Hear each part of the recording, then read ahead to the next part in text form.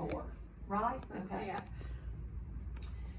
What I do is this is the first time I'm introducing a level I text Right. to any of my groups this year, okay? I wanna refresh my memory on what are the reading behaviors that I want my kids who are using or reading that text to be able to show me before I move on, okay? Not that it's mastered, but I'm seeing that they're using these reading behaviors before I move on to another level, right? So I go and I usually read my paragraph in there. So today I have for you and I, and you'll pass those around, Charlotte, I have us a copy that we can actually write on, okay? And I want you to take just a moment, and if you would, just look over and read and think about what are some things that might be for our readers that you're looking at. What's something you see they're already doing? But what are some things we might begin to start focusing on, but we're not gonna do all of them, okay?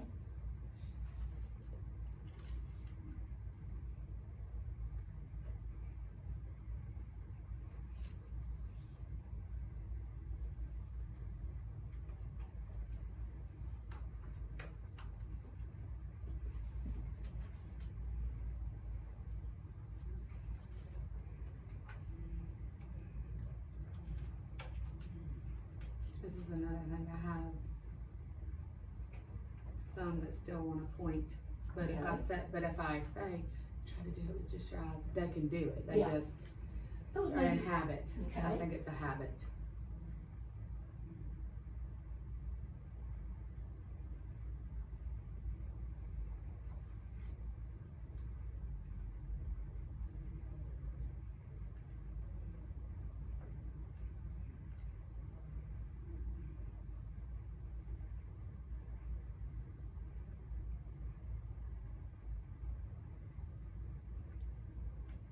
okay. So what I'm thinking is, based upon what you just said there, and then we could actually focus on two things without truly focusing on two things. Don't you love the way I say stuff sometimes? Okay. I get what you mean though. Because with this reminding them about, we could simply say right here. So guys, you're gonna read to find out what happened with Jake and his jeans. When you start reading, remember there's a couple things I want you to remember. I want you to use your eyes, track with your eyes, and try not to use your finger if you can, okay? Mhm. So you're setting them up to begin with. So that is one of the reading behaviors, but because we know that's something that they tend to do, even though you've already been trying to work on it, remind them is before they start reading, Okay. okay? Let's not do that, let's, do this. Then the other thing that I underlined too was exactly what you had already focused and decided your focus was gonna be. Goes back to that maintaining fluency, which is that word stress, the rate, the intonation, phrasing, and pausing. Well, all of that fits into dialogue, if you stop and think about it. Because when I'm saying something, there's sometimes stress on some words that there's not on others, you know what I'm saying? So I'm thinking that we're right on target with what we're focusing on with our kids this time, with this, and we just know where we're headed, okay? Right. You feel pretty good about that? Okay. So, as we're looking then back at the text, I feel like this is something we're both gonna do, because I'm in there, let's both work on this. And that is, you've got 6 kids, you said. It's, I'm trying to remember, it's 5 or 6, That's fine, but it's that's fine. almost a max Right. group, yeah. But 5 or 6 kids, okay? So with those kids, this is what I see happening. You start listening to some kids, I start listening to some kids, okay? Now, because you're gonna be sitting in your normal teacher seat, I will probably be the one who will get up, okay?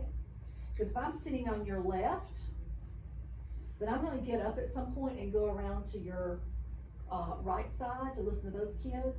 So you can just keep coming around. You see what I'm saying? And but that way we have a chance to hear some different Right. kids, and then try to give them time to finish the text. Does that sound okay? While we're doing it, we're gonna stop and we're either going to give them some reinforcement, We may have to prompt, or we may have to teach them something if they need that. Most of the time, what we find here is most of the time prompting and reinforcing, but occasionally we do have to teach something here, right? Right. You think that we can go through that, right? Mhm. Now, there's one part here that is not written. It is one of those teacher craft things that you've learned that you just do, and it's something I've been doing for years and years and years. And that is, if it's okay with you, I would like to model this piece for sure, okay? And that is, after we listen to them read, and we have them come back to us, you know, I will say something like, tell them how, you know, what the readers they were, and these are things I noticed they did as they read.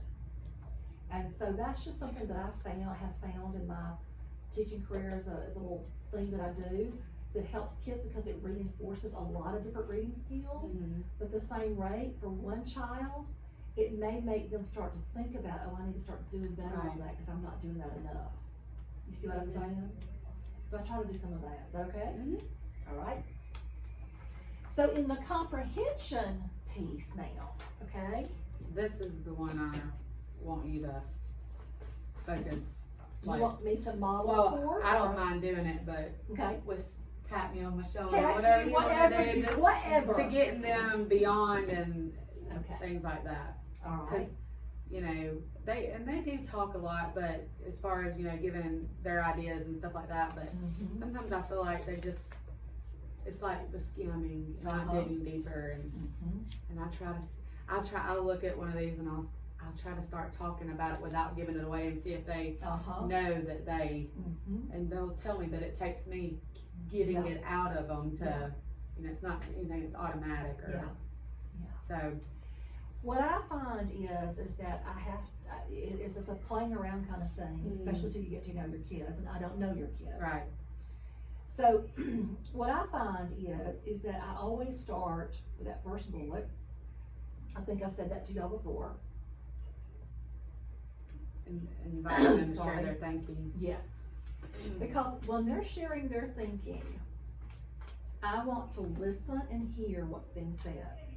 Now, with some students, what can happen occasionally is that their thinking is not even related at all to the text, Yes, I've had that happen. okay?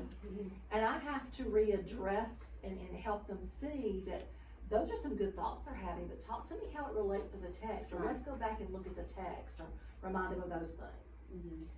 But what I'm doing is what you were talking about here by using those boxes. I'm sort of trying to listen in to think about, where are they? Do they use any of those answers, not specifically, but are they talking about them in those ways? Am I making sense? Okay.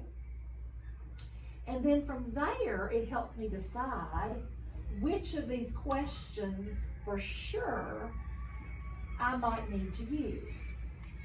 Okay? Because even though all these questions are here, I don't have to do them all. Right.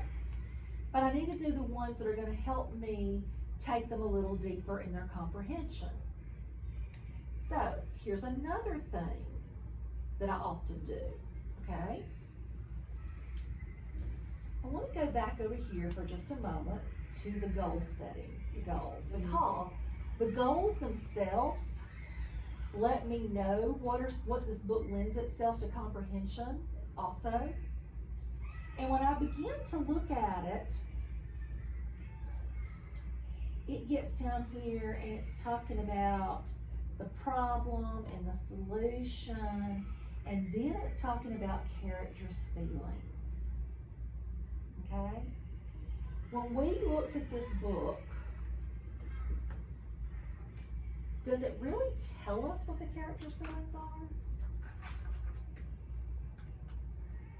Does it come right out and say the character feels this? Oh, you see in the picture. Yeah, but it doesn't say I it, don't think it does says it, yeah. Uh-uh. So you know what we're having to do? We're having to infer, okay? So, I go back to my, I feel like Blue's Clues. my handy dandy book. And I'm gonna go to the level I here, okay? And when I get to level I, there's the paragraph, all right? Back here in the back of that little section, on the back of the book, that little section, before you get to J, there are these that talk about behaviors and understanding within the text, beyond the text, and about the text, okay? Mhm. So often, I go to look at those just to give me a little bit of ideas of some things, if I can't come up with something myself, Mhm. all right? And so when you think about beyond the text, it's predicting, making connections, synthesizing, and inferring.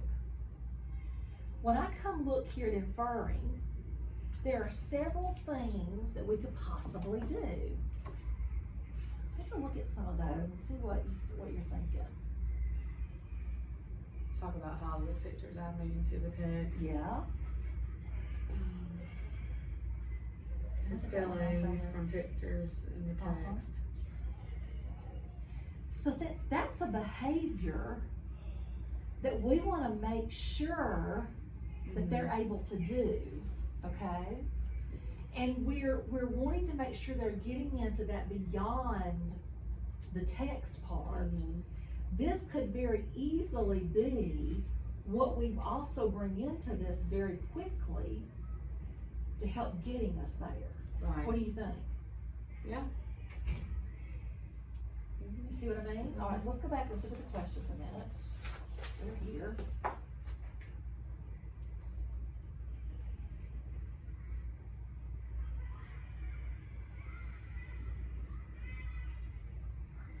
It just says the writer uses some expressions to help us understand Jake's Uh-huh. feelings.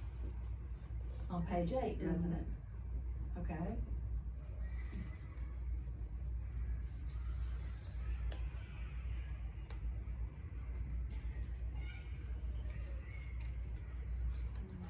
Yeah. See, That's really Yeah. not enough to Mhm. get us any deeper. All it's talking about is the use of the quotation marks, basically. Right. And we're kind of doing that a little bit in our beginning. So what I'm wondering is, and you can shoot me down here, tell me no, okay? Because you know these kids. And if they already do this, then we don't want to do this. But what I'm thinking is that we could, at this point, say, turn to a picture that maybe shows that shows, that lets you know how Jake is feeling. is feeling. And when you find that picture, I want you to be able to tell me how you know how Jake is feeling. What does the picture do? Because see, in this, we're gonna bring out the fact that they're inferring, but they're inferring because they're making connections. Right. And connections go back to what I know and what I'm seeing within the text. Mhm. You see what I mean? And so we can also go back and remind them about how, with even quotation, the words, his heart sank. So we can first start out with pictures very quickly, and then we go back and say, let's go back to this sentence. Jake's heart sank. What does that mean? What does that mean expression-wise to you? How does this character feel when his heart sank? Mhm. And how do we know that? You see what I mean? So we could go there very easily To try to get them Uh-huh. beyond. to take them a little bit beyond. What do you think about that? Okay. All right.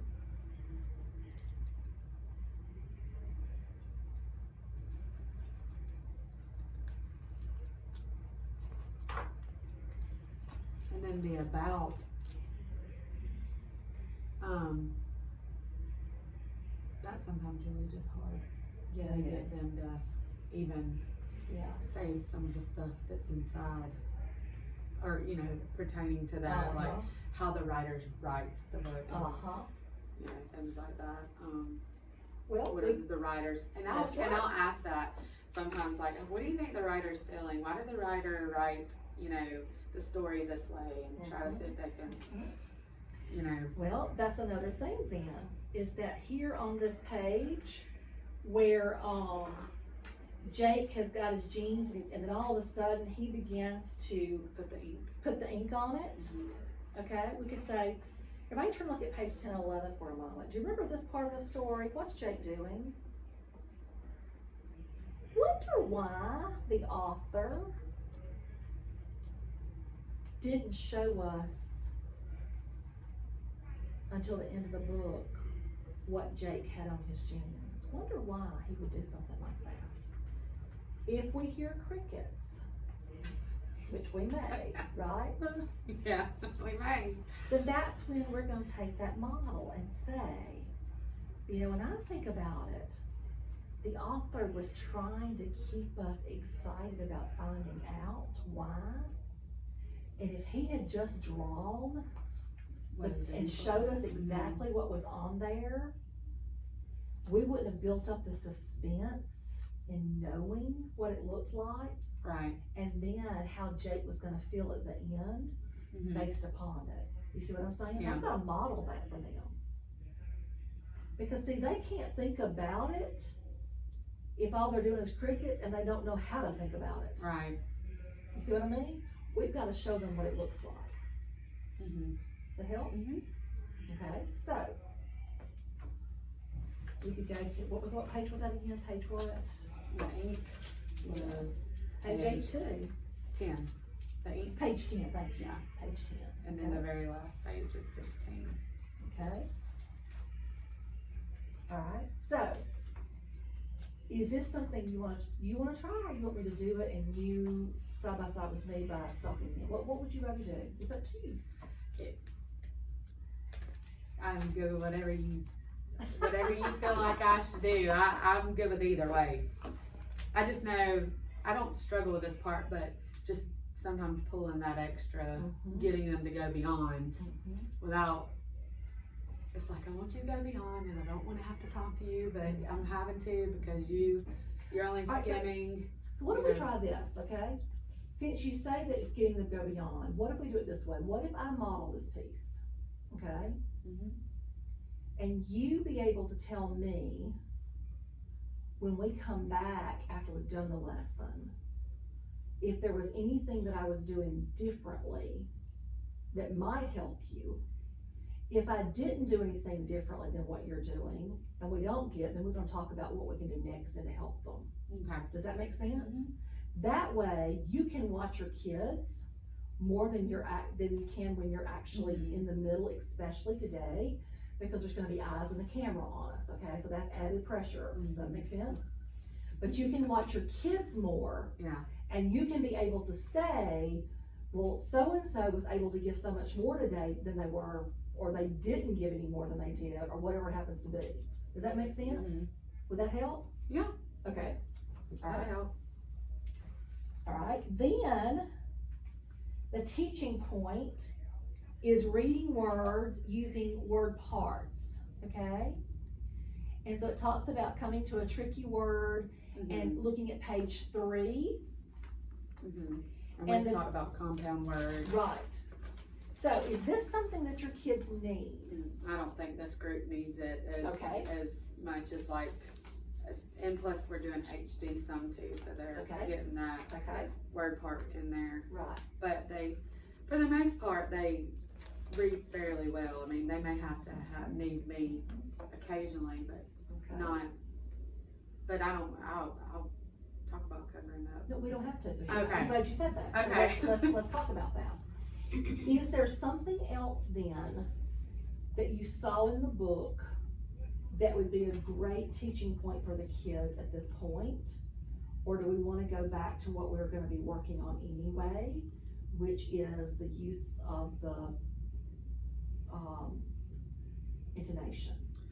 I saw one thing that some of them get very well and some of them don't, but talking about the possession with the apostrophe S. And I could say, you know, this almost looks like quotation marks. It's not, they call them commas. I could bring, you know, talking about possession. Whose jeans? Jake's jeans. Why are these Jake's jeans? You know, that's just something I thought about, comparing the apostrophes with the quotation marks. But Okay. All right. that would be something I would think would benefit them. But Okay. then let's do it. Okay. Okay, let's do it. Okay. That's what I need you to know though, all right? They give you a teaching point that's here. You see what I'm saying? Yeah. You got a teaching point. But if my kids don't need this teaching point, then why waste my time and theirs? Right. But if there's something else I know they need, let's do that. That you can point out Right. by using the text. Now sometimes, Cassidy, my teaching point might be the same thing I'm trying to work on goal-wise, like the because, quotation marks. right? Because I need to. Does that make sense? So I want you to know you got options there, but don't always feel like it has to be that specific one. As long as you have a purpose behind it, and your purpose is spot on, because it's about your kids. Okay? All right. So we are, planning keeps taking longer and longer, doesn't it? You know why, don't you? I don't know. I'll tell you in a minute. It's me. Phonics, letter, and word work. I'm trying to do a lot today, aren't I? Okay, phonics, letter, and word work. Today it's on breaking apart words with initial consonant clusters. How are your kids with consonant clusters? Now, I'm gonna be honest, we're it's reading wise it's fine, but now me sitting there and understanding, do they know how to break words apart that well? We're just getting into this HD program and pulling things apart. So I, sitting there doing a phonics lesson with this group, I couldn't tell you if Right. they can bust the word apart like they're Right. supposed to, Right. So I have absolutely no idea. Okay. Here's what I'm gonna tell you, okay? Is that in this part right here, Mm-hmm. this is not meant to be taught to proficiency or mastery today. Word work, letter, phonics, letter part is a part of every lesson in order to keep hitting things that kids often struggle with, Mm-hmm. okay? So this part of this lesson could easily look like this. I could put up the consonant cluster PL and just simply say, when you see those two letters together, what do they say? Right. Oh, that's Yeah. right, okay? That's called a consonant cluster, Right. all right? Now I can take that pool and I can make some other words. What is this word? And, that's Mhm. right, absolutely, plan. But it goes on to talk about in here, let's see. Giving them a whiteboard Right. with letters to make their own. If which time is we not don't gonna have. allow for that today, then you don't do those kinds of things, okay, at this present moment. But you could have them by doing it on the board, by simply saying, I want you all, this is something I do sometimes with kids, especially when I have 5 kids and time is running out. I will say, here's what I want you to do. Here's the letters. I'm just gonna do this right here. Oh, it's right.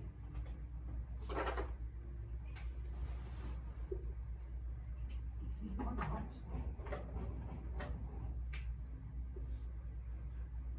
Okay, and then I'll put this here, and I'll say, okay, so here's what's gonna happen. No talking out loud, everybody thinking, okay? Now, I want you to say this first sound simply by moving your mouth. And I'm watching their mouths, and I'm looking to see if they go, oh. Yeah. Okay, awesome. Now, what is this second part doing the same thing? And I want to see if they go. All right. Now, quickly read that word for me. Plan. Do you see what I'm saying? Mm-hmm. So they're still also individually doing it a little bit. Right. Everybody's engaged in having to do it, Mm-hmm. but I had to do it quicker this way because of time's sake. Right. Does that make sense? Okay. So we kind of do that with almost every day with Yeah. stretching the words and Yeah. doing all that. So they are getting it. Yeah. But yeah. Writing about reading, and we're gonna have to go here in a second. Writing about reading, even though it says optional, remember, it needs to be done at least once or twice a week, depending upon the number of times you see that group of kids, okay? Right. Because that's what just culminates it all together. The thing about this one's an interactive writing, so this one would have to be done with me. There are gonna be some that are independent writings, and the independent writings are the ones that I can let my kids do away from me, okay? So let's just see very quickly what's the purpose of this interactive writing.